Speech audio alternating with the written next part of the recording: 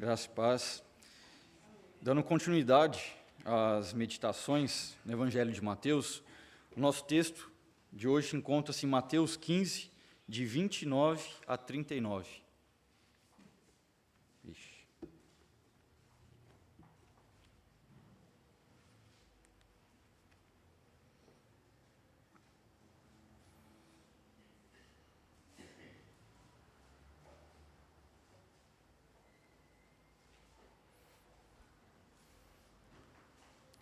Mateus 15, 29 a 39.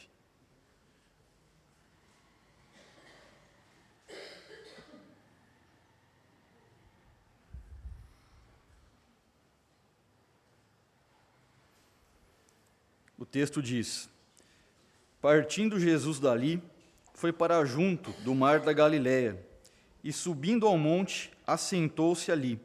E vieram a ele muitas multidões, trazendo consigo coxos, aleijados, cegos, mudos e outros muitos, e os largaram junto aos pés de Jesus, e ele os curou. De modo que o povo se maravilhou ao ver que os mudos falavam, os aleijados recobravam saúde, os coxos andavam e os cegos viam. Então glorificaram ao Deus de Israel. E chamando Jesus os seus discípulos, disse: Tenho compaixão desta gente, porque há 3 dias que permanece comigo, e não tenho que comer, e não quero despedi-la em jejum, para que não desfaleça pelo caminho. Mas os discípulos lhe disseram: Onde haverá nesse deserto tantos pães para fartar tão grande multidão? Perguntou-lhe Jesus: Quantos pães tendes? Responderam: 7 e alguns peixinhos. Então, tendo mandado o povo assentar-se no chão, tomou os 7 pães e os peixes, e, dando graças, partiu e deu aos discípulos, e estes ao povo. Todos comeram e se fartaram, e, do que sobejou, recolheram 7 cestos cheios. Ora, os que comeram eram 4.000 homens, além de mulheres e crianças. E tendo despedido as multidões, entrou Jesus no barco e foi para o território de Magadã. Vamos orar mais uma vez? Senhor, nós estamos diante da Tua palavra, ó Pai. Essa palavra poderosa que pode dar vida ao pior dos pecadores, ó Deus. Nós Te pedimos que, nesta simples mensagem, o Senhor fale ao nosso coração, Pai, transforme as nossas vidas e faça-nos instrumentos da Tua vontade, ó Deus. É isso que eu Te peço em nome de Jesus. Amém. Irmãos, o texto aqui ele é dividido em 2 partes. Eu mesmo, num devocional anterior, falei sobre a multiplicação dos pães e dos peixes, mas no devocional de hoje, a gente vai dar um pouco mais de ênfase nas curas miraculosas feitas por Cristo. E eu quero destacar 3 pontos. O primeiro ponto diz: observemos como pessoas fazem maiores esforços para curar doenças físicas do que para obter a cura de suas almas. É natural, da natureza humana, de que nós nos preocupemos muito mais com o nosso físico do que com a nossa alma. No verso 30, ele diz: E vieram a ele muitas multidões, trazendo consigo coxos, aleijados, cegos, mudos e outros muitos, e os largaram junto aos pés de Jesus, e ele os curou. Muitos, sem dúvida, haviam viajado quilômetros e sofrido inúmeras fadigas. É penosamente trabalhoso movimentar pessoas enfermas, como coxos, aleijados, cegos e mudos. Havia um grande esforço, muita dedicação, havia um objetivo por parte dessas pessoas, tanto dos doentes como dos que acompanhavam. O que motivava essas pessoas a tanto esforço? O que os motivou a percorrerem quilômetros de distância? O que os levou ao tamanho esforço? A esperança de cura estava em vista. Era a procura pela cura que deu a eles essa motivação. Saber que sua dor seria cessada, que seus movimentos seriam retomados, que as cores do mundo seriam captadas por seus olhos, era o que dava força a essas pessoas. A esperança de cura para um doente é tudo. Quando estamos enfermos, geralmente fazemos isso. Não nos importamos com o preço a ser pago. Queremos nos livrar da dor. Agora, esse comportamento nos admira? Será que alguém aqui faria algo diferente? Nos causa surpresa esse comportamento? Certamente não. Não nos espanta saber que um enfermo busca a cura para o mal que lhe aflige. Se isso nos causa espanto, sabemos muito pouco sobre a natureza humana. É da nossa natureza não querer passar por sofrimento nem dores. Aquelas pessoas sentiam que a saúde é a maior de todas as bênçãos terrestres. Afinal, quem quer sentir dor? Quem quer estar acamado? Quem quer depender de outros para se deslocar, para se alimentar ou até mesmo se banhar?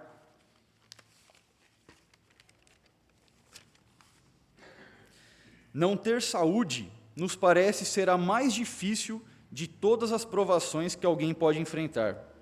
Contra os sentimentos não há argumentos. Uma pessoa sente as suas forças irem se esvaindo. Ela vê o seu corpo emagrecendo e o seu rosto ficando pálido. O seu apetite está se acabando. Isso nos causa desespero. Ela sabe que está doente e que precisa de um médico. Diga onde está o médico que tem a cura para tal doença, que andaremos a distância que for preciso em busca de alívio. Isso é o que se espera naturalmente de nós. Hoje em dia, costumamos dizer, o que importa é ter saúde. Falamos para uma mulher grávida, vindo com saúde é o que importa. Será mesmo que é isso que importa? E isso é o mais importante? Estamos errados se pensamos assim? Sim, estamos errados. Não nos esqueçamos de que as nossas almas estão muito mais doentes do que os nossos corpos. As nossas almas são afligidas por uma doença com raízes muito mais profundas, muito mais complicada, muito mais difícil do que qualquer tipo de câncer do mais agressivo possível, do que qualquer mal herdado pela carne. Nossas almas foram atacadas pela praga do pecado. Elas precisam ser curadas, uma cura eficaz e definitiva. Caso contrário, pereceremos para sempre. Nossas almas se assemelham à imagem da camiseta do Tiago, né? Talvez um pouco até pior do que isso. Você reconhece essa necessidade? As pessoas que estão ao seu redor sabem que suas almas precisam de cura? Infelizmente, a maioria da humanidade não sente isso de maneira nenhuma. Os seus olhos estão cegos, não os olhos carnais, mas os olhos espirituais. As pessoas ao nosso redor se mostram totalmente insensíveis diante dessa grave doença, diante desse grave perigo.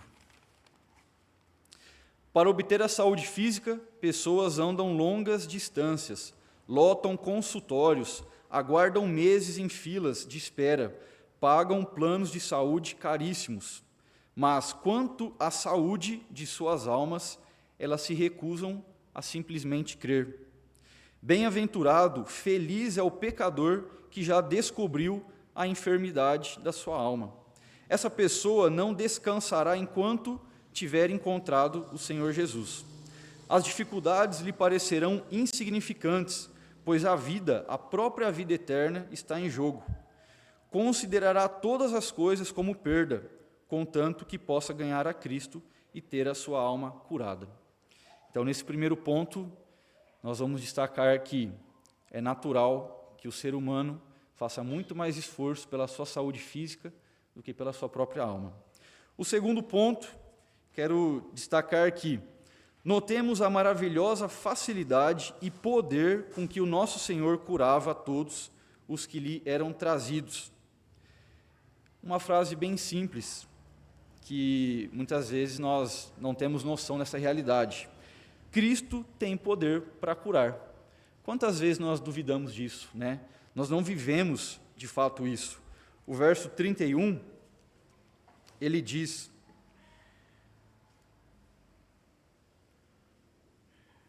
perdi o verso 31. De modo que o povo se maravilhou ao ver que os mudos falavam, os aleijados recobravam saúde, os coxos andavam e os cegos viam. Então glorificavam ao Deus de Israel. O Evangelho de Marcos indica que esse relato ocorreu em Decápolis, uma área predominantemente de gentios, mostrando que a graça de Cristo transborda em bênção para além das ovelhas perdidas de Israel, trazendo bênção a todas as nações, chegando até nós em Presidente Prudente. Os gentios glorificaram ao Deus de Israel. Esse é um símbolo vivo do poder de nosso Senhor para curar almas enfermas pelo pecado. Não existe mal algum em nosso coração que Cristo não possa curar. Não existe problema espiritual que Ele não possa vencer. A concupiscência, a idolatria, a inveja, a preguiça, a incredulidade, a falta de amor, tudo isso cede caminho para Cristo passar.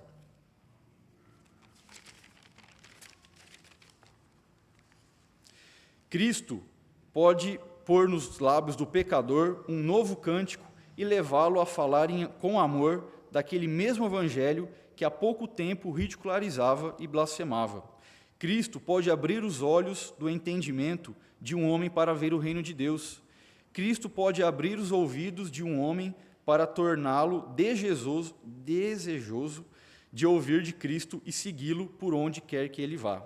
Cristo pode dar poder espiritual ao homem que antes prosseguia pelo caminho largo que conduz à perdição e agora andar no caminho estreito, no estreito caminho da vida. Ele pode fazer com que as mãos que antes foram instrumentos do pecado agora o sirvam e façam a vontade dele. O tempo dos milagres continua. Cristo não parou de realizar milagres. Cada conversão presenciada por nós é um milagre de Cristo. Ouvir isso não soa mais impressionante do que qualquer milagre físico? Saber que Cristo pode dar vida à alma do pecador não soa muito mais do que ouvir falar que ele fez um cego enxergar? Uma pergunta aos irmãos: você já testemunhou um caso real de conversão? Você já presenciou isso? Ou até mesmo, presenciou a conversão de um aos outros aqui nessa congregação? Tenha certeza de que se você presenciou a conversão de alguém, você presenciou a mão de Cristo operando um milagre. Entenda que tal milagre, o da conversão de uma alma, não é de forma alguma menor do que se tivéssemos visto nosso Senhor fazendo os mudos falarem, ou os paralíticos andarem, quando andava na terra. Você sabe o que deve fazer para receber um milagre em sua alma doente? Vá até Cristo pela fé, rogando o alívio de que precisa. Ele não muda nem nesses mesmos 2000 anos. Esse tempo não faz diferença a Ele.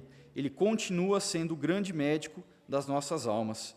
Ele é poderoso para nos curar. Terceiro e último ponto: observemos a transbordante compaixão de nosso Senhor Jesus Cristo. O verso 32 diz: E chamando Jesus os seus discípulos, disse: Tenho compaixão dessa gente. Um grande ajuntamento de homens e de mulheres é sempre algo admirável, que nos chama a atenção. O fato de que cada um é um pecador que está morrendo e de que cada um tem uma alma doente e que necessita de vida deve mover o nosso coração. Porém, ninguém nunca teve mais compaixão diante de uma multidão doente do que o nosso Senhor Jesus Cristo. De todos os sentimentos experimentados por Cristo quando Ele estava sobre essa terra, nenhum outro é tão mencionado quanto a sua compaixão. Alegria, tristeza, gratidão, ira, admiração, zelo, todos esses sentimentos ficaram mencionados nos evangelhos, mas a sua compaixão é por diversas vezes mencionada. Parece que o Espírito Santo desejava destacar para nós a característica mais distinta no caráter, sentimento e na mente de Cristo. Nada fica registrado por acaso na palavra de Deus. Essa palavra compaixão deveria encorajar todos quantos desejam dar os primeiros passos nos caminhos de Deus. O Salvador é cheio de compaixão e os receberá. Você, pecador, tem medo de ir até Cristo? levante agora e vá a ele cheio de compaixão. Ele perdoará gratuitamente, ele nunca mais se lembrará das suas iniquidades passadas. Você, crente, tropeçou e caiu, levante-se agora e vá até Cristo. Ele te aguarda cheio de compaixão. Ele suprirá todas as suas necessidades para que continue nessa caminhada. Não há motivo para temer.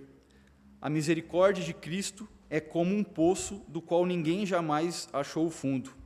Isso deveria ser motivo de alegria para todos nós. Ele é cheio de compaixão. Ele sabe como é esse mundo que vivemos. Ele conhece o corpo humano com todas as suas fragilidades. Ele conhece os artifícios do inimigo, Satanás. E, por fim, o Senhor se compadece do seu povo. Portanto, nunca se sinta desanimado. Vou lembrar os irmãos novamente. O verso 32 diz: tenho compaixão dessa gente. O Senhor Jesus tem compaixão de todos nós. Vamos orar agradecendo? Senhor, nosso Deus e nosso Pai, obrigado pelo teu amor para conosco, ó Pai. Nós não merecemos nada de ti, ó Pai. Nós não merecemos o teu olhar, a tua compaixão, o teu amor, mas mesmo assim, ó Deus, sabendo que muitas vezes nós nos preocupamos conosco, não com os demais, nós não amamos de forma suficiente, nós não amamos o Senhor, os irmãos, como deveríamos amar. Mesmo assim, o Senhor nos reúne aqui nesta manhã para ouvirmos o teu evangelho, Pai, para ouvirmos as boas notícias, para ouvirmos que o Senhor tem cura para a alma dos pecadores, ó Pai. Para ouvir que o Senhor tem compaixão daquele que tropeçou, daquele que caiu, e que, Senhor, se alguém aqui nessa manhã que encontra-se nessa situação, que não se preocupa com a cura da sua alma, ou que tenha andado de forma errônea nos teus caminhos, que o Senhor os restabeleça, ó Pai, na tua verdade, nos teus caminhos. Senhor, nos ajuda, ó Pai, para que possamos sair aqui nessa manhã cheios de alegria por aquilo que o Senhor tem feito por nós, ó Deus. É isso que eu te peço, em nome de Jesus. Amém. Devolvo a palavra ao